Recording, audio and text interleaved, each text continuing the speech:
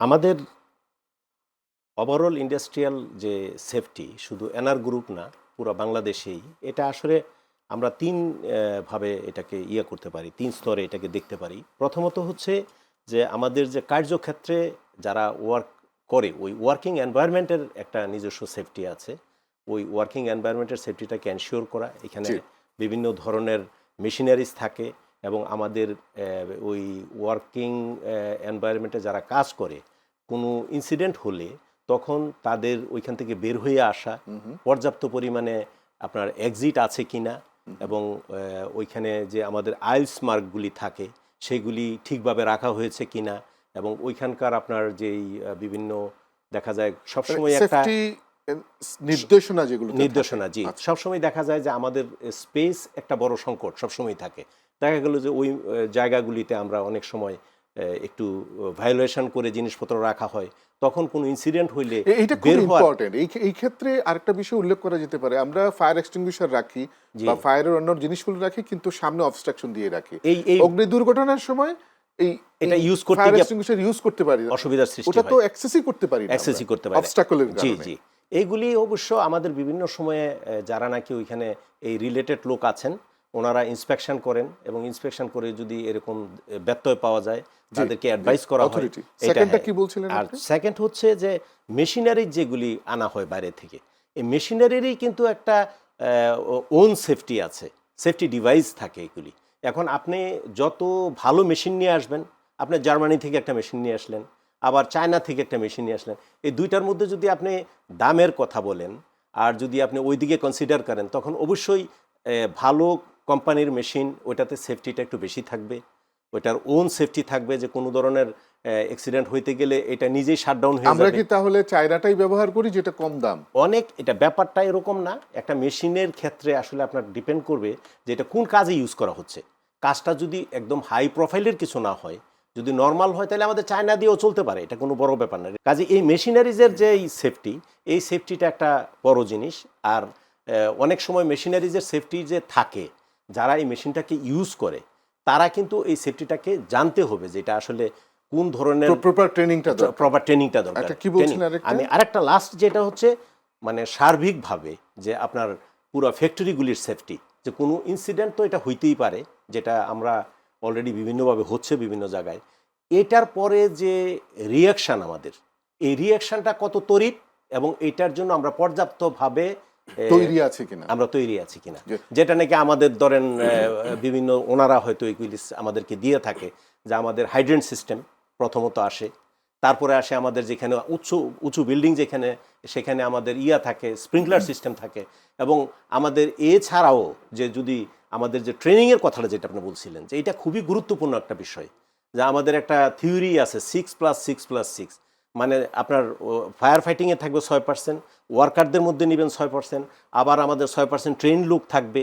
কাজে এই যে বিভিন্ন গ্রুপগুলি, এই গ্রুপগুলিকে তাদের ট্রেনিং দিয়ে যদি আপনি ভালোভাবে সাজায় রাখতে পারেন, তাহলে যে কোনো ইনসিডেন্ট হলে এটা তড়িৎ গতিতে মোকাবেলা করা। ধন্যবাদ আপনাকে, যে চমৎকার কথা বলেছেন। আমরা জনাব ইঞ্জিনিয়ার আবুল আল সিরাজ, আপনি বলছিলেন বিরতির আগে যে আমাদের সরকারি যে অধিদপ্তরগুলো আছে বা সরকারি প্রতিষ্ঠানগুলো আছে যারা বাস্তবিক অর্থে এই বিষয়গুলো নিয়ে তদারকি করেন বা নীতি নির্ধারক যারা আছেন তাদের যদি একটু সামান্য নজর থাকে এবং একটু যদি ব্যবস্থাপনায় কঠোর হন তাহলে হয়তো আমরা উতরাতে পারবো এই নিরাপত্তা ব্যবস্থায়। সেই বিষয়টা আপনি কিভাবে দেখেন? আসলে আমি আসলে যেই কথাটা আমি বিরতির আগে বলেছিলাম আপনাকে, যে নিরাপত্তা ব্যবস্থা জোরদার করার জন্য গার্মেন্টস শিল্পের পাশাপাশি সমস্ত সেক্টরের লোকজনকে আমাদের একটু সচেতন হতে হবে, সরকারকে হতে হবে, আমাদেরও হতে হবে। প্লাস আরেকটা যে জিনিসটা হচ্ছে, যেটুকু আমাদের আছে, আপনার আসলে যেটুকু আছে সেইটুকুতে আপনি সক্ষম কিনা ফাইট করার জন্য।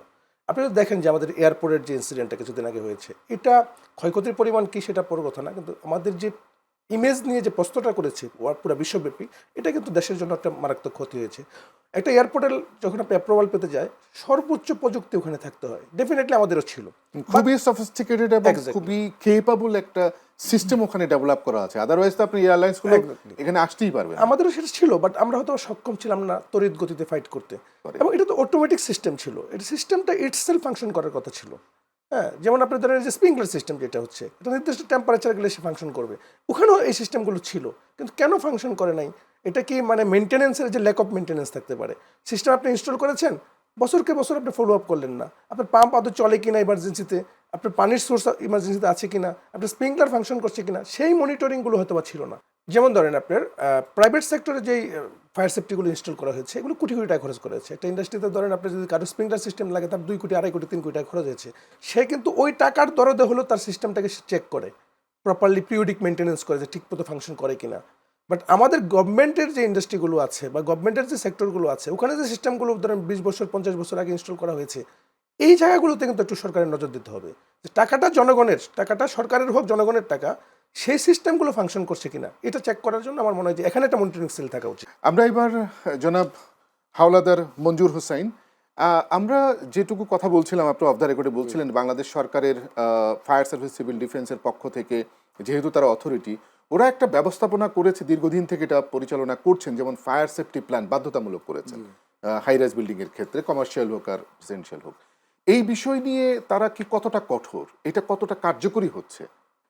ফায়ার সার্ভিস সিভিল ডিফেন্স বাংলাদেশে আসলে ওনারা যথেষ্ট চেষ্টা করতেছে মানুষের ভিতরে এটাকে অ্যাওয়ারনেস করা, কারণ আসলে ওনাদের যে পরিমাণ জনবল এবং যে পরিমাণ প্রযুক্তি, আসলে সেখানে টোটাল বাংলাদেশের যে পরিমাণ শিল্প কারখানা, এটা তো আসলে পরিকল্পিত না, অগোছালো। যে আমার মনে হয়েছে যে আমার এলাকায় আমার জমি আছে, আমি একটা ফ্যাক্টরি করে তুলছি। তো আসলে এটা কি হয়েছে, সে রংপুরে আমি বিভিন্ন জায়গায় বাংলাদেশে ধরেন কাজের সুবাদে এবং বিভিন্ন কারণে আমি গেছি। তো সেখানে হচ্ছে কি যে একটা স্ট্রাকচারাল বিল্ডিং করে ফেলছে সে প্রায় 50,000 স্কোয়ার ফিট, হ্যাঁ, একটা স্টিল বিল্ডিং করে ফেলছে। অথচ ওইখানে একটা লোকাল অথরিটি আছে গভর্নমেন্টের, এখানে একটা লেআউট অ্যাপ্রুভাল প্ল্যান লাগে, হ্যাঁ।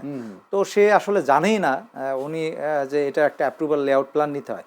বাট ঢাকা শহরে আপনি যদি বাড়ি করেন তাহলে আপনি জানেন যে রাজুকের একটা অ্যাপ্রুভাল লাগে। ফায়ার সার্ভিস সিভিল ডিফেন্স থেকে প্রায় গত 1 বছর 1.5 বছর ধরে তারা অ্যাপ্রুভাল লেআউট প্ল্যান চাচ্ছে, বাট এইটার কারণে অনেক ফাইল তারা অ্যাপ্রুভাল করতে পারতেছে না। তাহলে অথচ বিল্ডিংটা ওইখানে ফ্যাক্টরিটা করছে আজকে থেকে 20 বছর আগে। তো এটা অবশ্যই কোনো একটা গ্যাপ ছিল, হ্যাঁ, হয় ওখানে যারা লোকাল অথরিটি তাদের একটা গ্যাপ ছিল, মনিটরিংয়ের গ্যাপ ছিল, যেটা সিরাজি ভাই কয়েকবার বলছেন। আর যেটা fire service civil defence already আমার মনে হয় অ্যাপ্রক্স প্রায় 2 থেকে 3 হাজারের উপরে সেফটি প্ল্যান অলরেডি তারা অ্যাপ্রুভাল করছেন, হ্যাঁ, একটা প্রযুক্তি ডেভেলপ করে তারা যারা এক্সপার্ট তাদেরকে দিয়ে। হ্যাঁ, কিন্তু এইখানে যেটা আসতেছে সেটা হলো যে আসলে যারা এটা তদারকি করতেছে, মনিটরিং করতেছে, বারবার এই কথাটাই আসতেছে, তো তারা কিন্তু এটাকে ইমপ্লিমেন্টেশন, অর্থাৎ হলো এটার পরে যে একটা কাজ থাকে সেটা কিন্তু কি হচ্ছে, একটা লাইসেন্স রিনিউয়ালের কারণে প্রতি বছর তাকে করতেছে। যেরকম আমি খুলনার হিস্টোরি যদি বলি, ওখানে আপনার জুট মিল আছে, তো জুট মিলে ওখানে প্রায় দেখা যাচ্ছে আপনার 150-র উপরে জুট ফ্যাক্টরি আছে। তো জুট ফ্যাক্টরিতে আপনি গত বছর একটা ফ্যাক্টরিতে আগুন লাগছে, যদিও নাম বললে সমস্যা নেই কারণ ওরা খুব ক্ষতিগ্রস্ত হয়েছে, সালাম জুট মিল একটা নামে। তো তাদেরকে কি হয়েছে, সেফটি প্ল্যান করা হয়েছে, বাট তারপরে সে আগুন লাগার পরও সে আজকে পর্যন্ত ফ্যাক্টরি চালু করছে, বাট আজকে পর্যন্ত আমি জানি যতটুকু যে সে কাজ করে নাই। হ্যাঁ, তো কাজ না করে সে তো এটা প্রবলেমটা কার? এটা তো অবশ্যই আমরা প্রবলেমটা এটা হয়তো আমরা যারা সাধারণ জনগণ, আমরাই যার তো ফ্যাক্টরি আইনটা মানি সেও না। সচেতন না এবং সে করতে রাজি না। হ্যাঁ, দ্বিতীয় হলো সে ক্ষতিগ্রস্ত হবে। বাট এই জিনিসটা সে 100-200 কোটি টাকার প্রজেক্ট তার করছে, বাট সেখানে সে যে 2 কোটি টাকা কি এটার সেফটির জন্য।